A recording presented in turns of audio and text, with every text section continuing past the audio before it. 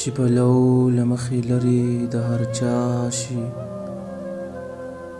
دا رنګینې جامې څیرې دریا شي. حقایق ټول را بهر شي له حجابه، پټ کارونه را څرګند زما او ستا شي. که رازونه که رمزونه که اسرار دي، لکه ستوري د اسمان هسې رسوا شي. مقصدونه غرضونه عملونه بې پردې او بې سرته برلا شي. د تلبیس ښایسته رنګونه ټول شي محوه،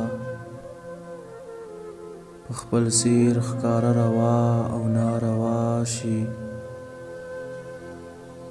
د هر چا زړه کې چې هر څه وي لیکلي، دی په خپله د هغه نقش ګویا شي. هغه دغه ښه او بد مخونه لوڅ کړي، توره شپه له منځه لاړه شي سبا شي. لیک د حق او حقیقت وي په هر لاس کې، د تیارو شپو واقعیت واړه رڼا شي. ډېر ښایسته او سپین مخونه به تک تور وي،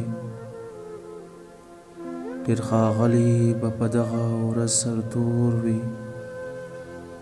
ډېر ښاغلي به په دغه ورځ سرتور وي.